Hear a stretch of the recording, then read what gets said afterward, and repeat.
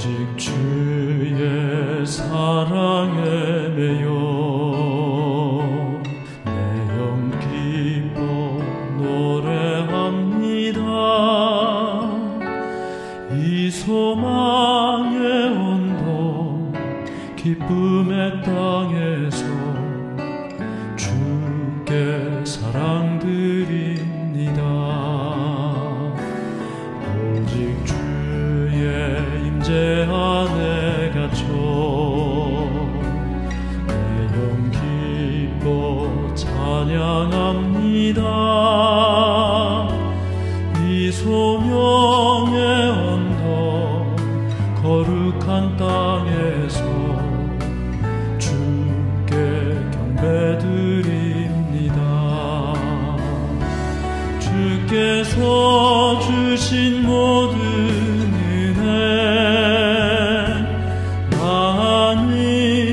말할 수 없네.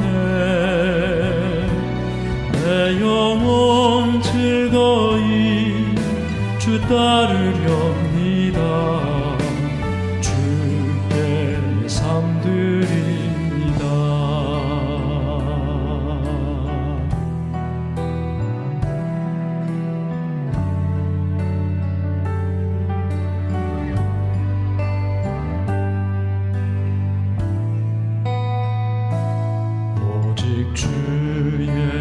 사랑에 매여 내 영 기뻐 노래합니다. 이 소망의 언덕 기쁨의 땅에서 주께 사랑드립니다. 오직 주의 임재 안에 갇혀 내 영 기뻐 찬양합니다. 이 소명의 언덕 거룩한 땅에서 주께 경배드립니다. 주께서 주신 모든 은혜 나는 말할 수 없네. 내 영혼 즐거이 주 따르렵니다. 주께 내 삶 드립니다. 주께서 주신 모든 은혜 나는 말할 수 없네. 내 영혼 즐거이 주 따르렵니다. 주께 내 삶 드립니다. 주께 내 삶 드립니다. 자비로우시고 은혜로우시며 저희를 참으로 사랑하시는 하늘에 계신 우리 아버지 하나님, 저희를 이 새벽에 일으켜 세우시고 주의 말씀의 은혜를 주시오니 참으로 감사하고 감사합나이다. 사랑의 아버지 하나님, 내가 새벽을 깨우리로다 라고 말씀했던 다윗처럼 우리도 새벽을 깨우게 하셔서 주님의 말씀과 주님의 피 흘리시는 골고다 십자가 위에 주님을 바라보며 묵상하게 하셔서 나의 못된 죄악과 허물과 못된 성품을 깨닫게 하시고 회개하게 하시고 십자가 위에 못 박게 하셔서 나의 영과 혼과 육이 주님을 닮아가는 생애가 되도록 축복하여 주시옵기를 간절히 원하고 바라옵나이다. 고마우신 아버지 하나님, 이 새벽을 깨운 모든 성도님들의 간구 기도를 응답하여 주시고 특별히 육신의 연약한 남녀 종들 위에 역사하셔서 주님의 의로운 해를 비춰주셔서 치료하여 주시고 우리 모두에게도 강건함을 주셔서 주님의 새 전사의 기별을 널리 전하는 남은 백성 재림 성도가 될 수 있도록 축복하여 주시옵소서. 말씀으로 이 땅을 창조하신 주님, 이 시간 주님의 귀한 종을 세우셨사오니 말씀하여 주시고 성령님 함께하여 주셔서 주님의 반석 위에 나의 심령이 깨어지며 주님의 사람이 되는 이 한 시간 되게 하여 주시옵기를 우리를 죄악 가운데서 구원하여 주신 우리 주님 예수 그리스도 이름 받들어 기도하옵나이다. 아멘.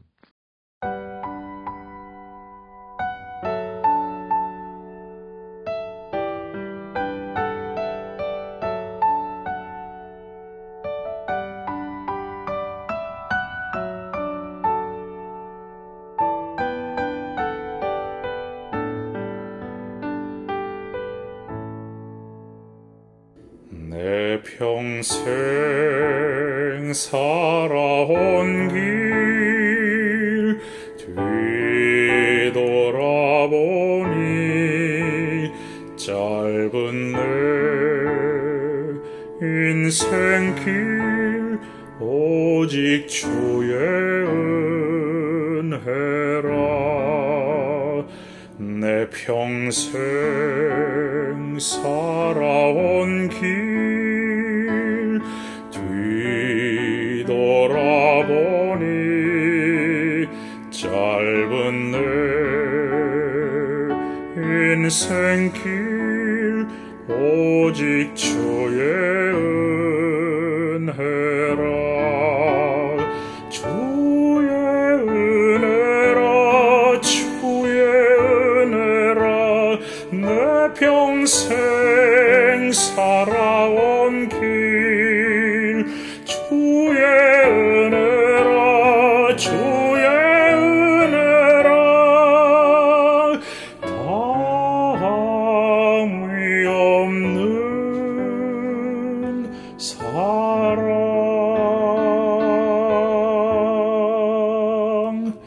달려갈 길 모두 마친 후 주 얼굴 볼 때 나는 공로 전혀 없도다. 오직 주의 은혜라.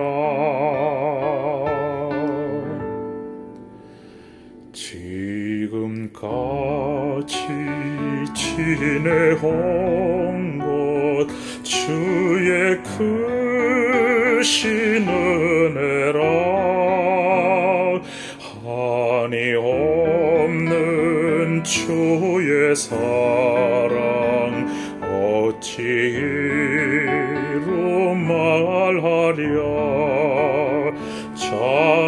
자나깨나 주의 손이 항상 살펴주시고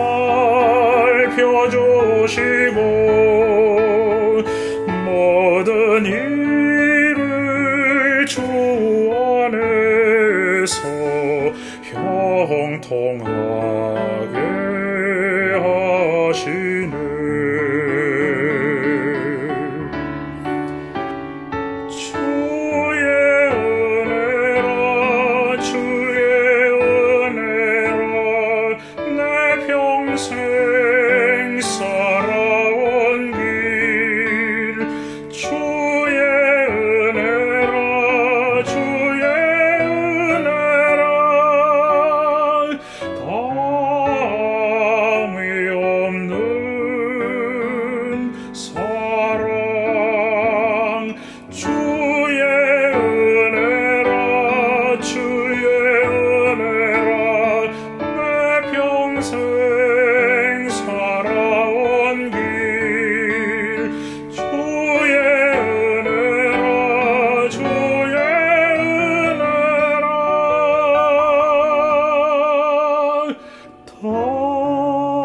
다함이 없는 사랑.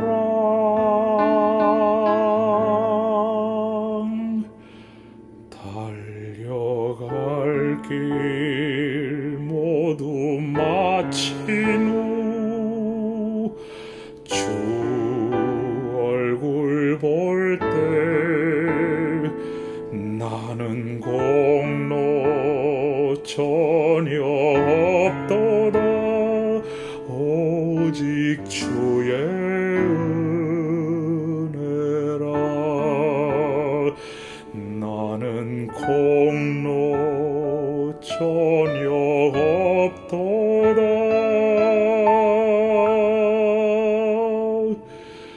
오직 주의 은혜라.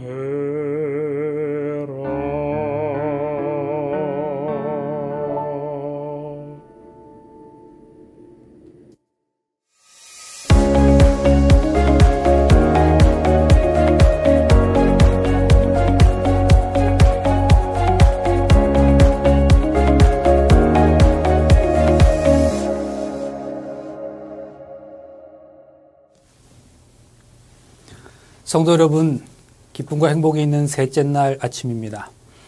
지난 밤도 평안히 보내셨습니까? 하나님께서 또다시 새롭게 허락하신 이 귀한 날 동안에 우리의 삶을 통해서 이루시기 원하시는 하나님의 귀한 뜻을 분명히 이루실 수 있게 되기를 간절히 바랍니다. 이번 서부 야영회를 위해서 말씀을 준비하는 이 기간에도 여전히 코비드-19에 대한 이야기가 전 세계적으로 매일매일 뉴스의 처음을 차지하고 있습니다. 그래서 저도 그 이야기를 안 할 수가 없겠는데요. 사실 전염병과 관련해서 기독교와의 그 관계를 논할 때 가장 많이 인용되는 책들 가운데 하나가 로드니 스타크라고 하는 사람이 쓴 기독교의 발흥이라는 책입니다. 이 책의 부제를 좀 풀어서 설명드리자면 어떻게 로마 제국의 변방에서 시작된 정말로 작고 미약한 이름 없는 이 메시아 운동이 고대 시대의 이방 종교를 다 밀어내고 서구 문명의 지배적 신앙으로 자리매김하게 되었을까 하는 그런 내용을 부제로 담고 있습니다.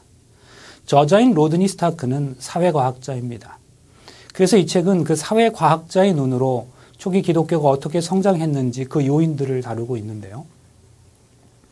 제목이나 부제가 전염병과는 전혀 관계가 없는 것처럼 보이는 이 책에서 저자인 로드니 스타크는 한 챕터, 한 장을 할애해서 초기 기독교가 성장할 수 있었던 매우 중요한 요인 중에 하나가 바로 이 전염병 때문이었다고 설명합니다.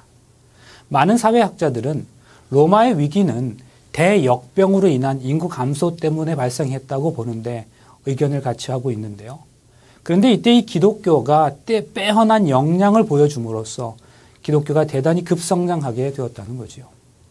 사회과학자의 시각에서 본 것이기 때문에 신앙적인 입장과 조금 차이가 있을 수 있지만 당시의 상황에 대한 사회현상학적 분석이라는 점에서 매우 깊은 인사이트가 있다고 생각합니다.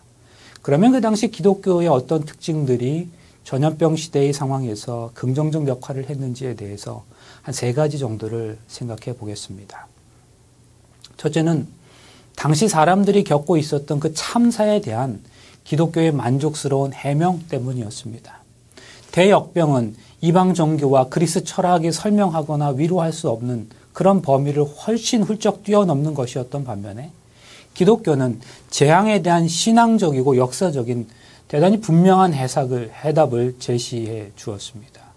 또한 갑작스럽고 예기치 못한 죽음 앞에서 인생의 의미까지도 부여해 주었죠. 천국의 존재를 제시하고 죽음을 두려워하지 않는 영성을 보여줌으로써 절망에 사로잡혀 있는 로마 제국의 시민들에게는 희망을 붙잡을 수 있게 했던 겁니다.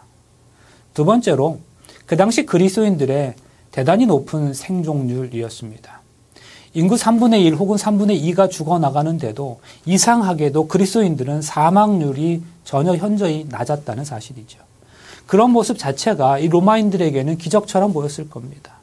이처럼 눈에 보이는 어떤 신적인 역사가 로마인들의 개종을 불러일으켰습니다. 그런데 이렇게 그리스도인들의 사망률이 낮았던 이유는 기독교가 가진 종교적 특색 때문이었는데 그것은 다른 종교인들보다 청결했을 뿐 아니라 무엇보다 서로 사랑하는 공동체의 모습 때문이었습니다. 사실 모든 통상적인 서비스가 중단되었을 때는 대단히 기초적인 간호만으로도 사망률을 낮출 수 있는 경우가 많지요. 그런 상황에서 기독교 공동체는 환자들에게 물과 음식을 제공하고 또 서로 돕는 사랑의 공동체였기 때문에 사망률이 낮았다는 겁니다. 더군다나 이방 종교인과 로마 시민들은 전염병이 발생하면 그곳으로부터 더 달아나려고 했는데 그리스도인들은 세상 사람들에게 황금률을 적용하고 개인의 이해득실에 근거한 거래관계 이상의 모습을 보여주었습니다. 그들은 매일의 삶에서 사랑과 구제를 통해서 세상 사람들을 섬겼습니다. 그들이 볼 때 기독교는 기존에 있었던 종교와는 완전히 다른 종교이며 새로운 종교이며 감동을 자아내는 종교였습니다. 한마디로 당시의 기독교는 대조사회이면서 대한공동체로서의 역할을 분명히 했던 것이죠. 세 번째는 기독교가 새로운 사회적 네트워크를 제공했다는 사실입니다. 이 로드니 스타크는 사실 개종이라고 하는 것은 이데올로기의 탁월성, 즉 교리적 흡입력 때문에 일어나는 게 아니라고 분석합니다. 개종은 먼저 긴밀한 친밀한 그 끈이 형성되어야 일어난다는 거죠. 교리적 흡입력은 주로 개종 이후에 발생하는 현상입니다. 개종은 사람들이 해당 그 집단의 구성원과 더 강한 애착관계를 형성했을 때에 일어나는 거죠. 그런데 그 당시 기독교가 바로 그런 것들을 제공했다는 겁니다. 대역병으로 인해서 인구가 줄고 기존의 사회적 네트워크가 해체되고 있을 때에 오히려 기독교는 희생적인 사랑을 통해서 새로운 애착관계를 제공하고 사회적 네트워크의 전환이 이루어지도록 했다는 사실입니다. 그래서 저자는 이 3가지 요인으로 인해서 기독교가 성장하지 않을 수 없었다고 말합니다. 어떤 의미에서 어제 아침의 말씀과 좀 연결되는 말씀이기도 한데요. 공동체성 차원에서 볼 때 기독교는 세상의 모습과는 전혀 다른 대조사회의 모습을 보여주었습니다. 그들은 헬라인이나 유대인이나 남자나 여자나 종이나 자유자를 막론하고 하나가 되어서 매일 집에서 떡을 떼며 기쁨과 순전한 마음으로 음식을 먹었던 밥상 공동체였습니다. 새로운 정체성과 소속감 그리고 희소성을 주었습니다.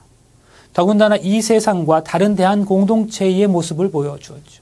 믿는 사람들이 다 함께 있어 모든 물건을 서로 통용하고 또 재산과 소유를 팔아서 각 사람의 필요를 따라 나눠주는 그런 아름다운 공동체의 모습을 보여주었습니다.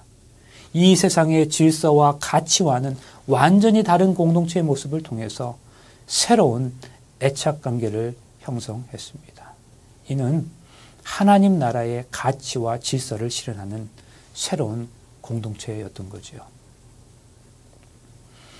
한국에 불교 포커스라고 하는 이름의 인터넷 언론 사이트가 있습니다. 아마도 이 사이트의 제목을 통해서 이 사이트가 어느 교단에 의해서 운영되는 것인지 쉽게 유추하실 수 있을 것으로 생각합니다. 불교 공동체 안에서의 자정과 개혁을 위해서 다양한 비판과 제안을 목적으로 운영되는 불교 언론 매체 중에 하나입니다. 그런데 그곳에 실렸던 내용인데요. 자, 2014년 3월이었습니다. 불교 종교종 종교평화위원회와 종교자유정책연구원이 현대 사회의 종교 현상에 대한 이해를 높이고 종교의 미래를 모색하기 위해 종교인권 시민광자를 개최했습니다. 매주 수요일 저녁마다 11회에 걸쳐 진행되었던 이 특별한 세미나의 첫 번째 강사는 재밌게도 김경집이라는 전 가톨릭 대학의 교수였습니다. 불교 단체가 시민을 대상으로 주최한 세미나의 첫 번째 강사가 가톨릭 대학의 교수였다는 사실도 흥미로웠지만 김경집 교수가 자신의 강의를 시작하면서 세미나의 참석자들에게 했던 그 첫 번째 질문은 더욱 흥미로웠습니다. 제7일 안식일 예수 재림교회는 이단입니까? 그는 이러한 질문으로 자신의 세미나의 첫 시간을 시작했습니다. 아시는 대로 한국 기독교 공동체 안에서 이단 문제는 굉장히 민감한 상황인데요. 우리 재림교회가 한국의 기독교 안에서 조금은 불편한 시선을 받고 있는 것이 사실입니다. 그런데 종교와 인문학에 대한 강의 중에 그는 왜 갑자기 논란이 될 수도 있는 이 이단 문제를 거론했던 것일까요? 사실 그보다 앞선 2011년 초에 한국의 한 대학교에서 청소와 시설관리, 경비 노동자들을 집단 해고하는 그런 사건이 있었습니다. 그러자 그렇게 갑작스럽게 해고된 청소 노동자들이 학교 당국을 향해서 그 해고를 철회하도록 하고 처우를 개선을 요구하면서 농성을 했었는데요. 그것이 세상에 알려지게 된 것이었습니다. 해당 대학의 청소 노동자 80여 명의 그 한 달의 임금은 76만 원이었습니다. 약 10년 전의 일이라고는 하지만 당시 1인당 국민소득이 2만 4천 불이었던 한국에서 그들은 한 달 월급을 채 700불도 안 되는 액수를 받고 살아가고 있었던 거죠. 학교가 아닌 용역업체와 1년에 한 번씩 계약을 체결해온 이들은 오전 8시에 출근해서 오후 6시에 퇴근할 때까지 휴식 시간이 거의 없이 일해야 했습니다. 그들에게 제공되는 식비 역시 매우 충격적이었는데요. 해당 대학은 청소 노동자들에게 월 9,000원의 식대를 지급했습니다. 하루 식비가 300원인 셈입니다. 하루에 30센트도 안 되는 거죠. 이러한 사실들이 알려지자 서울의 28개 대학의 청소 노동자들에 대한 학교별 처우 실태 조사가 이루어졌고 그 내용이 한 언론을 통해서 발표되었습니다. 28개 대학들의 상황은 앞선 대학의 상황과 크게 다르지 않았습니다. 28개 대학의 청소 노동자들은 일주일 평균 39시간을 일하는데 한 달 평균 95만 원을 받는 것으로 나타났습니다. 이는 당시 주 40시간 근무 기준 최저임금인 월 86만 원보다 고작 10만 원 정도 많은 금액이었는데요. 이들 대학들 가운데는 그저 최저임금을 아슬아슬하게 맞춰주는 것도 상당수 있었습니다. 하루 평균 8시간에서 10시간을 학교에서 보내는 청소 노동자들은 어떻게 식사를 해결하고 있었을까요? 조사 결과 28개 가운데 식사와 관련 어떠한 지원도 하지 않는 대학이 무려 15개 대학이었습니다. 이들 대학에서 근무하는 노동자들은 자비로 식사를 해결해야 했습니다. 새벽에 도시락 2개를 싸서 출근한다는 한 노동자는 식사비만큼은 따로 지원해 주었으면 좋겠다고 거듭 강조하기도 했습니다. 이 대학에서는 휴게실 취사도 불가능하다고 했습니다. 이런 상황에서 한국의 재림교회 대학인 우리 삼육대학교가 큰 조명을 받게 되었는데요. 그 이유는 다음과 같습니다. 서울 시내 대학들 청소 노동자들이 이러한 대우를 받고 있는 가운데 삼육대학교의 경우는 전혀 다른 처우를 받고 있다는 사실이 알려지게 된 거죠. 삼육대학교는 당시 미화를 담당하는 청소 노동자 26명 전원을 직접 고용하고 있으며 이들 청소 노동자 가운데 19명은 정규직으로 대학 공동체 안에 다른 교직원들과 똑같은 대우를 받는다는 사실이 알려졌습니다. 그러면 이들이 받는 월급은 얼마인가? 앞선 대학의 경우 청소 노동자가 월 76만 원을 받는 데 비해 삼육대학교는 238만 원을 월급으로 지급하고 있었습니다. 그러면 근무 시간의 차이가 있는가? 그렇지 않습니다. 똑같이 주 40시간 근무였습니다. 용역 회사를 통해 고용된 이들이 받는 월급과 삼육대학교 청소 노동자들이 받은 월급이 많게는 150만 원 가까이 차이가 나는 것입니다. 그뿐만이 아닙니다. 고용직 이상의 모든 직원은 자녀가 삼육대학교에 입학할 경우 학비가 100% 지원된다는 사실과 또 계약직 직원이라 할지라도 삼육재단이 운영하는 사회교육원, 어린이집 등을 이용할 때 혜택을 받는다는 사실이 세상에는 신선한 충격이 되었습니다. 해당 기사는 그 이유에 대하여 이렇게 결론을 내립니다. 삼육대가 이처럼 청소 노동자들을 직접 고용하는 배경에는 교회 학교라는 특수성이 있다. 삼육대는 제7일 안식일 교도들이 설립한 대학이다. 바로 이런 상황에서 앞서 말씀드린 불교 종교단체가 주최한 종교인문학 세미나의 첫 번째 강사였던 그 김경집 전 가톨릭 교수가 질문한 것이었습니다. 제7일 안식일 예수 재림교회는 이단입니까? 김경집 교수는 이어서 더 놀라운 사실은 삼육대의 학내 구성원들이 청소 노동자들을 집사님이라고 부르는 점이라며 자신이 일했던 가톨릭 대학교에서는 신부님들조차 청소 노동자들에게 자매님 이런 호칭을 쓰는 것을 보지 못했고 대다수는 그냥 아줌마로 부른다고 청소 노동자를 대하는 태도를 꼬집었습니다. 김 교수는 나는 안식일 교회가 이단인지 아닌지도 잘 모르고 관심도 없습니다. 다만 오늘날 서울에서 청소 노동자 전원을 직접 고용한 대학이 삼육대 한 곳밖에 없다면 과연 가장 착한 교회, 착한 종교를 어디라고 할 수 있겠느냐고 반문했습니다.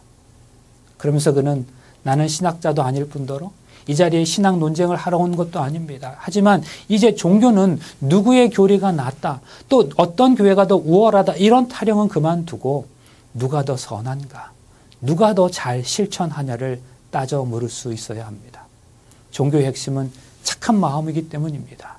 그것을 깨닫고 실천하지 못하면 종교는 존재할 가치를 상실하는 것입니다. 이렇게 말하면서 종교계의 실천을 당부했습니다. 그런데 여러분, 제가 말씀드리는 내용은 이것으로 끝나지 않습니다. 지난 2018년 9월 19일에는요. 한국의 4대 일간지 중에 하나인 중앙일보에 삼육대학교 미화팀 직원 선생님의 아름다운 이야기가 실렸습니다. 삼육대학교 미화팀에 근무하는 강진숙 씨가, 강진숙 집사님이죠. 여기 기사가 그렇게 나온 거예요. 17년대 대학에 발전기금을 기부하고 있다는 기사였습니다. 기사의 내용에는 이렇게 기록되었습니다. 제가 읽어보겠습니다. 강 씨가 이처럼 꾸준히 대학에 발전기금을 기탁하고 있는 이유는 학교에 진 사랑의 빛 때문이다. 강 씨는 2002년 미화팀 정규직 직원으로 입사해 17년째 근무하고 있는 장기 근속자다. 2008년과 2011년에는 각각 유방암과 위암 발병으로 1년간 병가를 내기도 했지만 건강을 회복한 뒤 안정적으로 학교에 복직했다. 강 씨는 아플 때 동료들이 업무를 분담해주고 학교에서도 제 상황을 이해하고 여러 편의를 봐줬다면서 고용이 매우 안정적인 데다 급여도 만족스럽고 늘 한 가족처럼 챙겨준다. 언론에서 청소 노동자들의 열악한 처우와 노동 환경을 접할 때마다 삼육대의 감사함을 느낀다고 말했다. 그랬습니다. 여러분, 이런 훈훈한 사랑의 마음은 언제나 돌고 도는 법이지요. 삼육대학교 총학생회, 그러니까 학생들 모임은 매년 한국의 근로자의 날이 되면 마치 스승의 날이나 어버이날에 그 대상을 기리면서 감사를 표현하는 것처럼 삼육대학교 근로 감사의 날을 정하고 교내에서 청소와 경비, 운전과 식당, 시설 관리 등을 담당하는 직원 선생님들을 초청해서 음식을 대접하고 감사의 뜻을 전달하는 행사를 이미 수년째 진행해 오고 있습니다. 형식적이고 단순한 자리가 아니에요. 음악학과 학생들이 준비한 특별 연주에 감사 편지 낭독 등의 다양한 순서로 진행하면서 진심 어린 감사에 표현하는 그런 자리가 되고 있습니다. 성도 여러분, 제가 이러한 공동체에서 봉사하고 있는 것이 얼마나 감사하고 자랑스러운지 모릅니다. 진짜 기독교적인 것은 무엇일까요? 진짜 그리스도인다운 삶을 살아간다는 것은 무엇일까요? 처음부터 이스라엘은 단 한 분뿐인 하나님의 주권 아래서 서로 평등한 관계를 맺고 살아가는 민족에게 최고의 가치를 부여한 그 언약으로 살아왔습니다. 우리가 살아가는 공동체 안의 모든 구성원은 사회적으로나 경제적으로 또 정치적으로 동등한 형제로 간주될 수 있어야 한다는 말이죠. 흔히들 인권이나 평등이라는 개념을 현대 세속주의가 압제적인 종교에 맞서서 이루어낸 어떤 산물인 것으로 생각하지만 사실 이 개념은 기독교 세계에서 출현했습니다. 인권 개념의 기초는 모든 인간이 하나님의 형상대로 창조되었다는 그 성경 개념에서 시작한 것입니다. 그렇다면 여러분, 가장 그리스도인다운 것은, 가장 성경적인 것은 우리가 섬기는 공동체 안에서, 아니 단순히 교회라고 하는 이 울타리를 넘어서서 우리를 포함하고 있는 다양한 공동체 안에서 누군가의 배움의 차이로 인해서 또 경제적 차이로 인해서 편을 가르고 대우가 달라지는 일은 없어야 하는 것 아니겠습니까? 우리 주님은 이렇게 말씀하셨지요. 여우도 굴이 있고 공중에 나는 새도 깃들 곳이 있는데 인자는 머리 둘 곳이 없다. 예수님은 스스로 사치스럽게 할 것이 하나도 없으셨습니다. 세상 떠나는 그 순간 예수님은 어떻게 하셨습니까? 입고 있던 옷까지 벗겨졌어요. 그렇게 수치스럽게 온몸이 노출된 채 세상을 떠나면서 남은 것이 아무것도 없이 사셨습니다. 예수님께서 공생애를 사시는 동안 물질이 넉넉해서 활동하셨던 것이 아닙니다. 그저 누군가의 마음이 너거로운 사람들의 그 헌신을 통해서 가까스로 지냈던 것이 예수 그리스도의 삶이셨습니다. 그런데 여러분, 중요한 것이 뭐냐면 예수님은 가진 것이 없었기 때문에 당신 자신을 선물로 주셨다는 거죠. 만나는 모든 사람에게 그렇게 하셨습니다. 당신께서 가지신 것이 없어서 당신 스스로를 내어주는 삶을 사셨어요. 그러면 오늘날 교회의 모습은 어떠합니까? 대단히 죄송한 말씀이지만 교회들이 요즘 많이 풍요로워졌기 때문에 교회는 세상에 줄 것이 너무 많습니다. 그래서 우리는 우리 스스로가 그들에게 선물로 주어지는 대신에 우리가 가진 어떤 물질을 세상에 줍니다. 그러면서 우리가는 그 물질이, 그런 행위가 주님의 일을 한다고 착각하고 또 그렇게 말하는 거죠. 어떤 분은 그래도 재정이 넉넉해야, 물질이 좀 있어야 교회가 큰 일을 할 수 있다고 말합니다. 일리가 있죠. 그러나 기억하세요. 하나님은 우리에게 큰 일을 하라고 하신 적이 없습니다. 하나님이 우리에게 원하시는 것은 우리가 바른 일 하는 거예요. 우리의 믿음의 분량만큼 바른 일 하면 되는 것이지 하나님께서 우리더러 큰 일 하라고 하신 게 아니에요. 설령 그렇다 하더라도 그 큰 일이라는 게 재정으로 되는 것은 아님을 기억해야 합니다. 언제 예수님이 큰 거 좋다 하신 적 있습니까? 오히려 우리가 믿는 예수님은요, 과부의 동전 한 입, 한 달란트, 냉수 한 그릇, 장전만 5,000명을 먹였던 소년의 도시락과 같은 것들에서 커다란 가치를 찾으시는 분입니다. 그런데 우리는 자꾸 커지려고만 합니다. 큰 교회 지어놓고 어른 교회랍니다. 정말 그렇습니까? 어른이 있는 교회가 어른 교회 아닐까요? 노자의 도덕경에 나오는 이야기인데요. 노자가 이렇게 말하지요. 공성이 불거라. 공을 이룬 후에는 거기에 머물면 안 된다는 겁니다. 이것을 성서적 언어로 설명하면 영으로 시작했다가 육체로 마칠 수 있음을 경고하는 겁니다. 여러분, 이거 너무 안타깝고 비참한 거 아니겠습니까? 그런데 불행하게도 영으로 시작했다가 육으로 마치는 사람들이 너무 많다는 사실입니다. 오늘날 교회에게 돈이 없는 게 아니에요, 여러분. 교인이 없는 게 아니에요. 하나님의 뜻을 수행하려는 뜨거운 마음이 우리 속에 없을 뿐입니다. 여러분, 교회는 큰 교회와 작은 교회가 있는 게 아니고 살아있는 교회와 죽은 교회가 있을 뿐입니다. 교회를 살아있는 교회, 그런 교회가 되게 하는 게 무엇일까요? 살아있는 교회가 무엇입니까? 예수 그리스도의 마음을 따라가는 교회가 아니겠습니까? 그래서 우리 교회는 커, 작아, 이런 소리 제발 좀 하지 말아야 합니다.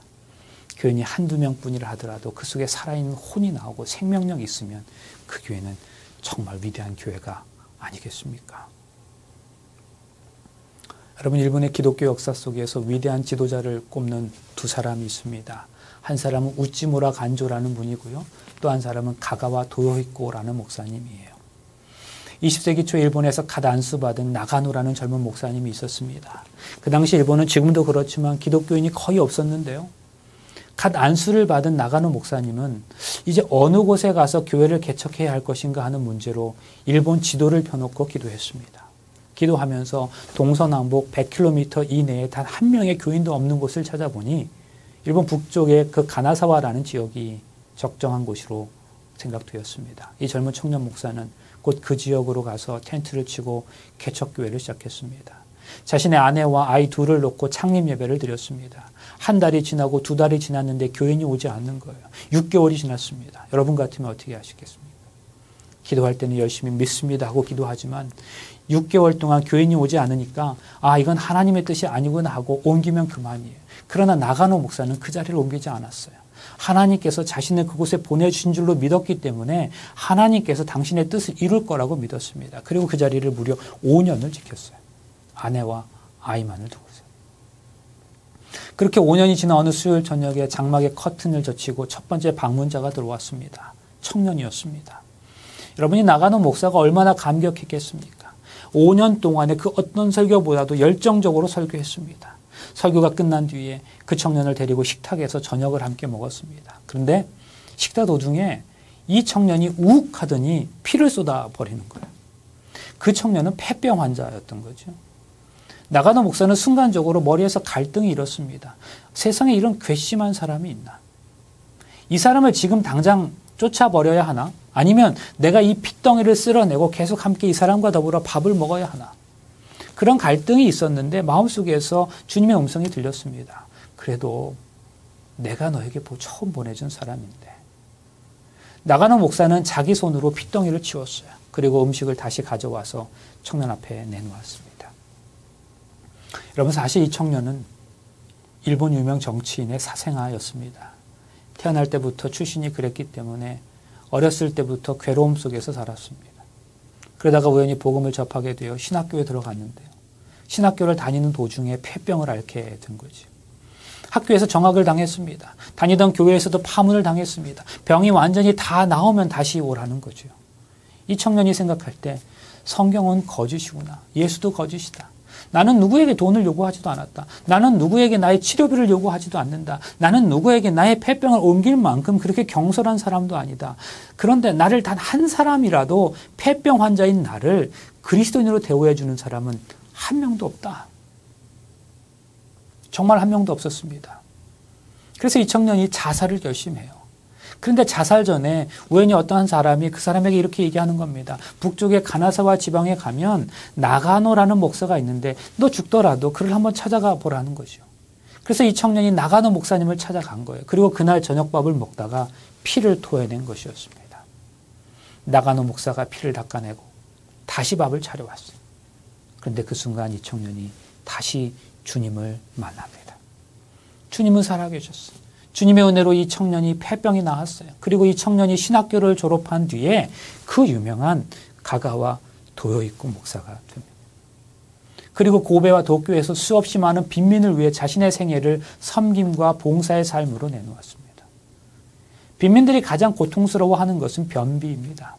항문에 변이 차돌처럼 굳어 있어서 변이 나오질 않습니다. 그러면 장갑을 끼고 손으로 후벼대는 거예요. 가가와 도요이코 목사가 그 빈민들의 학문을 손가락으로 후벼 주었지만 되지를 않아요. 그래서 거지처럼 더러운 그 빈민들의 학문에 자신의 입을 가져다 대고 차돌같이 굳어있는 변을 침으로 녹여서 빨아냈습니다. 그 사실을 알게 된 일본 기자가 도요이코 목사에게 물었습니다. 당신은 어떻게 그런 짓을 할 수 있습니까? 그런 짓이라고 그랬어요. 그때 그가 이렇게 대답합니다. 나는 배운 대로 합니다. 제 선생님은 제가 각혈한 핏덩이를 닦아주셨습니다. 그분이 하신 것에 비하면 이건 정말 아무것도 아닙니다. 그리고 그가 중국으로 건너갔습니다. 그는 중국의 빈민들을 위해서도 똑같은 삶을 살았어요. 당시 장개적 총통의 부인이었던 송미령 여사는 그리스도인이었습니다. 그녀가 이 목사님의 이야기를 듣고 깊은 감명을 받았어요. 그래서 그분을 모셔다가 개인적으로 성경 공부를 여러 번 했어요. 그런데 그러다가 1945년에 일본이 패망하게 되죠. 그러자 일본 군대와 함께 일본의 민간인들이 철수하게 되었는데요. 일본이 점령하고 있던 나라에서 일본 민간인들이 철수할 때에 현지인들로부터 테러를 당하는 사건들이 대단히 많이 있었어요. 여러분 당연히 그렇지 않았을까요? 오랜 세월 동안 그 땅을 착취한 사람들인데 갈 때 어떻게 아무 테러 없이 고이 보내주었겠습니까? 그러한 테러를 가장 지독하게 당한 곳이 사할린 지역으로 알려져 있습니다. 그런데요, 일본 패망 당시에 중국 땅에 있었던 일본인의 숫자는 200만 명에 달했지만 그 중에서 단 한 명도 테러를 당하지 않았습니다. 천황의 항복명령과 동시에 중국의 장개석 총통이 포구령 제1호를 내렸어요. 철수하는 일본 사람들에게 위해를 가하는 자는 중형에 처한다는 것이었습니다. 여러분 이게 종전 이후 포구령 제1호였습니다. 여러분 그 배후에 가가와 도요이코 목사의 감동이 있었던 것은 물론입니다. 성도 여러분, 나가노 목사는 평생에 한 명의 그리스도인밖에 배출하지 못했습니다. 경제 논리로 보면 그는 실패한 목사입니다. 그러나 그는 실패한 목사가 아니었습니다. 나가노 목사가 없었더라면 가가와 도요이코 목사는 없었습니다. 가가와 도요이코 목사가 빈민들의 학문을 빨아줄 때 그 심중에는 나가노 목사도 함께 있었던 거지요. 가가와 도요이코 목사가 중국 빈민들을 위해 자신의 생애를 바칠 때 그 속에는 나가노 목사도 함께 있는 겁니다. 그래서 미우라 아야코 여사는 가가와 도요이코 목사도 위대하지만 그 한 사람을 배출한 나가노 목사가 더 위대하다고도 말했습니다. 나가노 목사는 어떤 사람이었습니까? 그야말로 하나님을 비전으로 삼은 사람이었습니다. 자신에게 주어진 삶의 현장의 중요성을 알았던 사람이죠. 그는 자신의 장막을 거두지 않았어요. 오늘은 바로 내일을 위한 준비라는 사실을 알았어요. 그래서 5년 동안 자리를 지켰습니다. 그는 정말 이성적인 신앙의 소유자였어요. 그가 만일 감성만을 가진 신앙의 소유자였더라면 5년 동안 수십 번의 텐트를 옮겼을 겁니다. 그러나 이성으로, 의지적 결단으로 하나님을 위해 그 자리를 지켰습니다. 그는 결코 결과를 보고 싶은 유혹에 빠지지 않았어요. 그가 만일 목회의 결과를 보기 원했더라면, 머리 숫자만을 중요하게 생각했더라면 각혈하는 청년을 그리스도 안에서 세우지 못했을 겁니다. 그는 참으로 하나님을 비전으로 삼았던 사람이었습니다. 그렇기 때문에 나가노를 통하여 가가와 도요이코를 세우려는 하나님의 비전이 이루어졌던 겁니다. 나가노 목사님은 평생을 목회하면서 딱 한 명의 신자를 얻었습니다. 그 한 명의 신자가 바로 가가와 도요이코였습니다.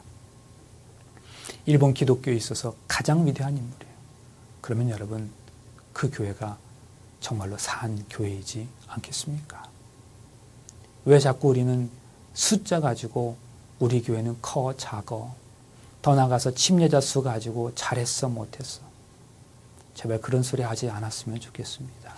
많고 적음의 문제가 아니라 있고 없음의 문제임을 알아야 합니다. 겨자씨만한 믿음으로도 산을 옮길 수 있다 하셨어요. 그 말씀은 크고 작음을 말씀하신 게 아니에요. 있고 없음의 문제인데 있으면 다 된다는 말씀입니다. 예수 그리스도는 가진 게 없었기 때문에 당신 자신을 선물로 주셨어요. 병든 사람에게 자신을 온전히 선물로 주셨어요. 그걸 구체적으로 이렇게 설명할 수 있습니다. 네 고통을 모두 나한테 주어. 그래서 예수님은 각 사람의 그 고통을 모두 감싸 안으셨어요. 네 눈물이 내 눈물이야. 사람들의 찢기고 상한 마음을 그대로 부둥켜 안으신 거죠. 여러분, 이것이 예수님이 당신을 이 땅의 사람들에게 선물로 주신 것이었습니다. 그런데 우리는요, 너무 사치스러워요. 그러나 많은 것은 누리고 있는데 예수님의 그 마음을 누리지는 못하고 있단 말이에요. 이 교회가 너무 부유해서 줄 게 너무 많아요. 그런데 우리 주님께서 우리에게 원하시는 것은 가난한 마음이래요. 예수님에게는 그런 부유함과 사치스러움이 없으셨어요. 성도 여러분, 우리가 하나님께 대하여 또 이 세상에 대하여 선물할 것이 그저 나 자신뿐인 삶, 그런 공적인 신앙을 살아가실 수 있게 되기를 간절히 바랍니다. 우리 어린 시절에 친구들과 운동장이나 마당에서 놀고 그럴 때요, 가위바위보를 하거나 손을 엎든지 뒤집든지 해서 편을 가르곤 했었습니다. 똑같이 편을 가르기 위해서 그 운동의 능력치가 비슷한 사람들끼리, 나이가 비슷한 사람끼리 짝을 지어서 가위바위보를 해서 서로가 상대편이 되기도 했습니다. 그런데 운동의 능력이 좀 떨어지거나 나이가 어린 아이들이 있으면 그런 아이들을 향해서 야, 너 빠져, 이렇게 차마 말하지 않았습니다. 우선 그 아이만을 남겨두고 다 편을 가른 후에는 꼭 그 아이를 두 팀 가운데 어느 편인가로 끼워 주었죠. 그걸 뭐라고 했습니까? 깍두기였습니다. 사실 우리가 다 그런 경험이 있습니다. 근데 여러분 기억하세요? 깍두기는요, 패배의 책임을 지지 않습니다.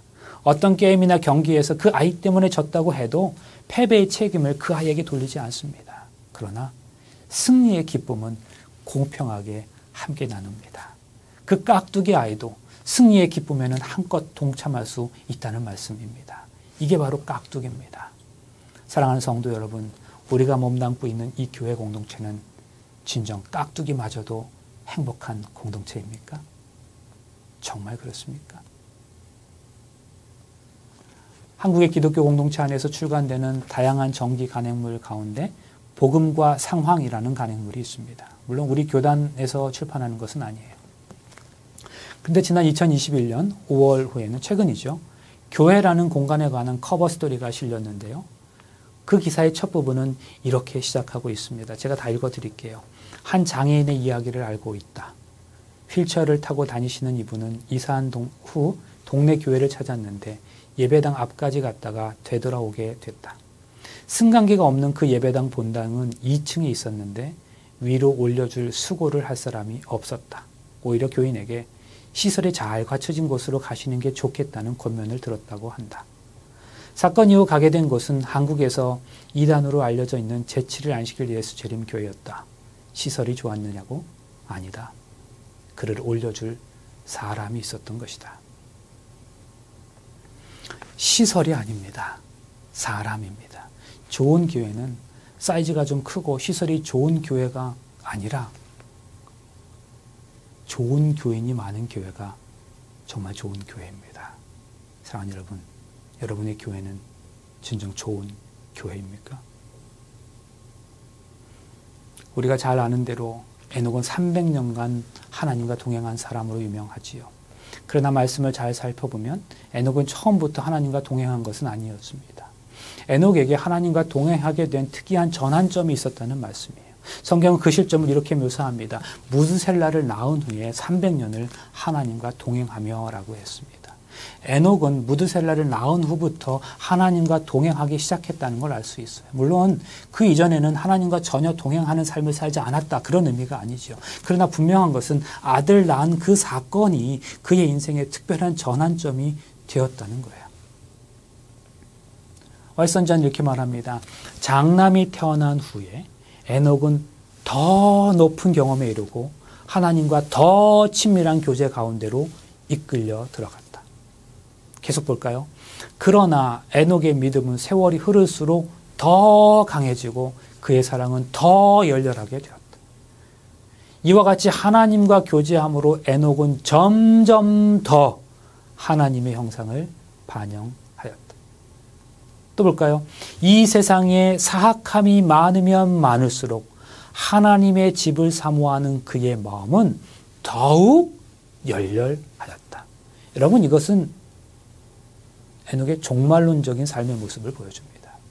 그러면 여러분, 도대체 어떠한 이유로 에녹이 무드셀라를 낳은 후부터 삶이 변하여 더 하나님과 동행하기 시작했을까요? 무엇이 그로 하여금 이처럼 종말론적인 삶을 살게 했을까요? 그것은 에녹이 무드셀라를 낳으면서 하나님의 예언을 받았기 때문입니다. 그러면 에녹이 하나님으로부터 당신의 예언을 받았다는 증거가 어디 있습니까? 우리는 그 증거를 유다서에서 그 힌트를 찾을 수 있습니다.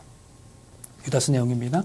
아담의 7대손 에녹이 이 사람들에 대하여도 예언하여 이르되 보라 주께서 그 수만의 거룩한 자와 함께 임하셨나니 이는 무사람을 심판하사 모든 경건하지 않은 자가 경건하지 않게 행한 모든 경건하지 않은 일과 또 경건하지 않은 죄인들이 주를 거슬려 한 모든 완악한 말로 말미암아 그들을 정죄하려 하심이라 하였느니라. 몇 분의 글입니다. 거룩한 천사들을 통하여 하나님께서 에녹에게 홍수로 세상을 멸망시킬 그분의 의도를 나타내셨다. 그분은 또 구속의 경륜을 그에게 더 완전하게 나타내셨다. 예언의 신을 통하여 그분은 그를 홍수 후에 대대의 사람들과 그리스도의 재림과 세상의 종말에 관계된 큰 사건들을 보여주셨다. 하나님은 에녹이 무드셀라를 낳기 전에 에녹에게 예언의 말씀을 주셨는데 경건치 아니한 자들을 심판하시겠다는 예언이었어요. 말하자면 에녹은 세상의 종말에 대한 예언을 받은 거죠. 그러므로 에녹의 생활이 달라지고 하나님과 동행하게 된 이유는 무드셀라를 낳으면서 종말 예언을 받았기 때문임을 알 수 있어요. 여러분 그렇다면 우리는 여기에서 한 가지 사실을 유추할 수 있겠네요. 에녹이 무드셀라를 낳으면서 하나님으로부터 종말적인 예언을 받았어요. 그러면 그러한 사실을 들었던 에녹에게 있어서 지금 막 낳은 그 무드셀라라는 대단한 의미가 있을 거예요. 그렇다면 혹시 그 아들에게서 에녹의 신앙적 고백을 발견할 수 있지는 않을까요? 그렇습니다, 여러분. 무드셀라라는 이름의 뜻은 창을 던지는 자라는 이름입니다. 창을 던지는 자라는 말은 군사적인 용어죠. 고대에서는 전쟁할 때 군사들이 성 밖으로 나갔어요. 그리고 성문에 창 던지는 사람을 하나 세워놓았습니다.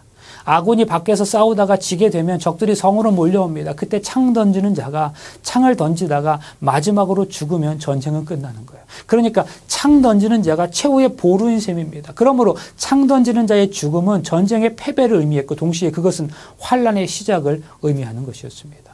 그런 의미에서 우리가 이렇게 생각할 수 있습니다. 아마도 하나님께서 에녹에게 아들의 이름을 무드셀라로 지어주시면서 인간들에게 말씀하고 싶으신 것이 있었는데 그것은 바로 심판과 환란과 종말을 계시로 보여줬다는 거죠. 노아가 태어났을 때 무드셀라의 나이는 369세였어요. 그런데 노아가 600세 되던 해에 홍수가 시작되었어요. 그러므로 무드셀라의 나이가 그때는 정확하게 969세였습니다.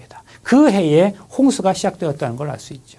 그런데 창 던지는 자 무드셀라는 969세에 죽었어요. 그러니까 신기하게도 그가 죽던 해에 홍수가 시작된 거예요. 여러분 이게 뭘 의미할까요? 예언 그대로 이름 그대로 된 거예요. 이러한 심판과 종말의 예언을 에녹이 하나님으로부터 받았기 때문에 그의 삶이 변하여 하나님과 더욱 동행하게 되었단 말이죠.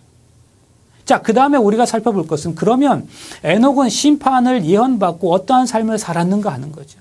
어떻게 종말론적인 삶을 준비하며 살았는가 하는 겁니다. 종말을 알고 에녹이 한 것은 두 가지였습니다. 첫 번째는 동행입니다. 여러분 동행이라는 말은 결혼식 용어예요. 동행이라는 말은 슬프거나 비가 오나 눈이 오나 괴로우나 즐거우나 같이 느끼며 같이 산다는 의미예요. 결혼해서 30년 같이 사는 것도 그리 쉬운 일은 아니죠. 그러나 에녹은 하나님과 300년을 같이 동행했다는 거예요. 그 보상이 바로 승천이었습니다. 에녹이 얼마나 하나님과 친밀하게 동행하였든지 하나님께서 그를 그냥 산채로 데려가신 거죠. 사실 여러분 다른 곳이 천국 아닙니다. 하나님과 함께 있는 곳, 하나님과 동행하는 곳, 그것이 바로 천국입니다. 이 세상이 아무리 힘들어도 우리가 하나님과 동행할 수 있다면 이곳이 천국이 될 수 있다는 말씀이에요. 그리고 우리가 기억해야 할 것은 이 땅에서 하나님과 친밀한 교제를 누리고 동행한 사람, 천국을 이미 누린 자만이 죽어서도 천국을 갈 수 있다는 사실이에요. 날마다 그는 더 밀접한 연합을 바랐었다. 그 교통은 점점 더 가까워졌으며 마침내 하나님께서 그를 당신 곁으로 데리고 가셨다. 우리는 종말이 가까울수록 하나님과 더 친밀할 수 있어야 합니다. 하나님과 더 깊은 인격적 관계 속으로 들어가야 하는 거죠. 에녹의 종말론적 삶의 두 번째 특징은 가정생활이었습니다. 동행하였다는 말 다음에 나오는 말은 자녀를 낳았다는 말이에요. 어찌 보면 300년간 에녹의 업적에는 오직 자녀를 낳는 것뿐이었어요. 이를 보건대 300년간 그의 생활은 지극히 평범하였음이 분명해요. 그는 아내에게는 평범한 남편이었고 가장으로서 자녀들을 먹여 살리기 위해서 몰골하였을 거예요. 그는 오늘날의 모든 가정이 경험하는 수고와 시험을 당한 사람이에요. 그러한 에녹의 삶을 통해서 우리가 알 수 있는 것이 무엇입니까? 참 신앙이란 특별한 생활에 있는 게 아니라 매일의 평범한 생활 중에 하나님을 기쁘시게 하는 거라는 사실입니다. 믿음으로 에녹은 죽음을 보지 않고 옮겨졌으니 하나님이 그를 옮기심으로 다시 보이지 아니하였느니라. 그는 옮겨지기 전에 하나님을 기쁘시게 하는 자라는 증거를 받았느니라. 에녹은 이처럼 매일의 삶에서 일용할 양식을 주신 하나님의 은혜를 진심으로 감사하며 그것을 받아 누렸어요. 또한 어린 소자에게 냉수 한 그릇 나누어주는 그 작은 일 속에서 하나님을 기쁘시게 했다는 거죠. 에녹이 하나님과 동행한 것은 황홀경 속에서나 이상 중에서가 아니라 그의 일상생활의 모든 의무를 행하는 가운데에서였다. 세상에서 하나님을 위하여 할 일이 있었던 까닭에 그는 이 세상을 완전히 등진 은둔자가 되지 않았다. 가정에서와 사교 생활에서 남편이요 아버지로서 친구로서 시민으로서 그는 확고부동한 하나님의 종이었다. 에녹은 종말의 기별을 접하고 산속으로 들어가거나 육신적 생활을 포기하고 금욕 생활한 게 아니에요. 그는 오히려 종말이 온다는 걸 알고 가정 생활에 충실하였고 생육하고 번성하라는 하나님의 명령에도 순종했어요. 성도 여러분, 우리는 에녹을 통해서 종말을 준비하는 삶이 어떠한 것인지 잘 알 수 있어요. 종말을 맞이하는 성도의 삶이란 거창한 거 아니죠. 가정생활, 일상생활에 충실하는 거예요. 하나님께서 더불어 함께 사랑하며 살라고 우리에게 허락하신 형제 자매들을 하나님의 마음으로 아끼고 품는 게 종말을 가장 잘 준비하는 거죠. 사랑하는 성도 여러분, 우리는 스스로를 재림 성도라고 부르길 좋아해요. 그만큼 우리의 신앙의 관심이 종말론적임을 드러내는 표현입니다. 그런데 종말론적인수록 오늘의 삶에 충실하고 여기에 충성할 수 있어야 합니다. 우리의 삶에서 하나님의 온전한 형성을 드러낼 수 있어야 합니다. 하나님께서 우리에게 허락하신 감사의 조건들을 헤아리면서 이 땅에서 믿음의 형제들을 품고 사랑하고 동행하며 하나님과도 친밀한 동행을 계속하는 게 곧 종말을 의식하며 살아가는 것입니다.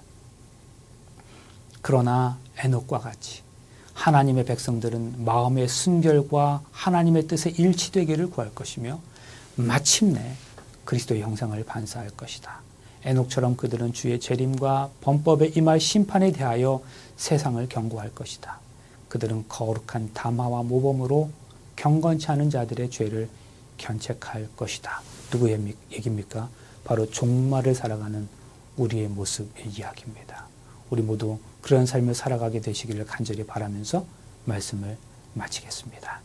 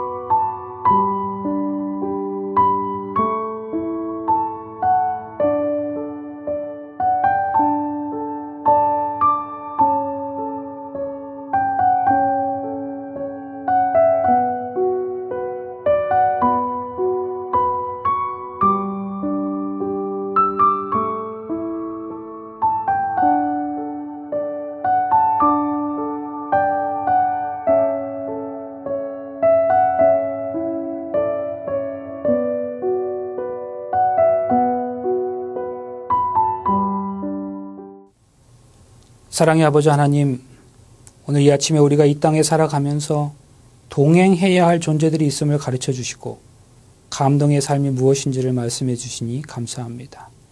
더불어 사랑하며 살라고 우리들 삶에 허락하신 그 형제 자매들을 그들의 배움의 차이나 경제적 상황이나 인간이 정한 어떠한 기준으로 인해서 구분하지 말게 하시고 한 식구로서 한 가족으로 동행하는 삶을 우리 모두가 살아가게 하여 주시옵소서.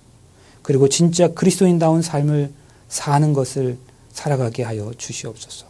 하나님, 우리가 정말로 스스로 재림 교인이라고 고백하며 종말론적인 것으로 살아간다면 오늘 우리에게 주어진 상황과 형편에서 충실한 삶을 살아갈 수 있게 하시고 감사하며 감동을 선물하는 삶을 살아가게 하여 주시옵소서. 그 삶의 모습이 곧 하나님의 형상이 되게 하여 주시옵소서. 오늘 우리에게 삶과 생명을 허락하신 하나님 안에서 가장 행복한 날 되게 하여 주시옵기를 예수님의 이름으로 간절히 기도하옵나이다. 아멘.